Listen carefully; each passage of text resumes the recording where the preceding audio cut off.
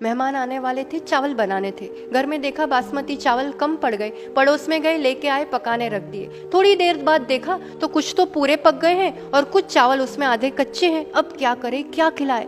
ऐसा हुआ तो हुआ क्यों, बता सकते हो?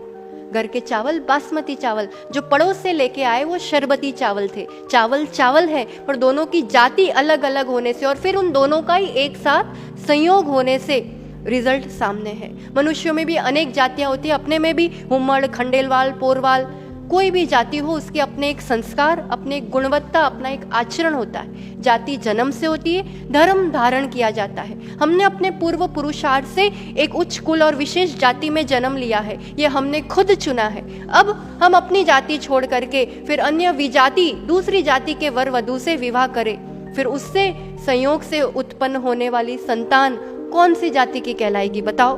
शारीरिक, मानसिक, बौद्धिक, स्पिरिचुअल, हर स्तर से निश्चित रूप से वो एक कमजोर व्यक्तित्व होता है। हमें लगता है क्या फर्क पड़ता है, इंसान ही तो है, तो सब पुराने जमाने की बातें है, पर ऐसा नहीं है। It's true all time.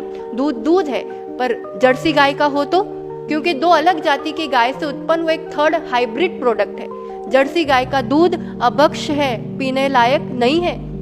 80 से 90% विजातीय विवाह फेल ही होते हैं। कदाचित हो कि कभी सामने वाला इंसान बहुत अच्छा हो तो वो मित्र तक ठीक है, पर विवाह नहीं, क्योंकि इससे हमारी आगे की संतति दूषित होती है।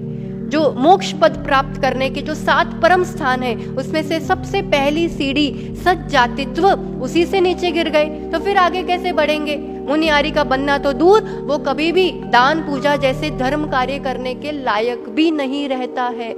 युवक युवतियों, इसलिए क्लियर विजन हो, दृढ़ निश्चय हो कि या तो पूर्ण ब्रह्मचर्य हो या फिर विवाह हो तो अपनी जाति में ही हो, ताकि किसी भी रिश्ते में आगे बढ़ने से पहले एक मर्यादा और सावधानी बनी रहती है। एक व्यक्ति के क्षणिक मोह के पीछे जन्मों जन्मों की अपनी कमाई को मत गवाओ। विजाति विवाह विनाश की राह, सज्जातित्व में एक सच्चे धर्मात्मा से विवाह सच्ची राह जो हर चाह पूरी करती है।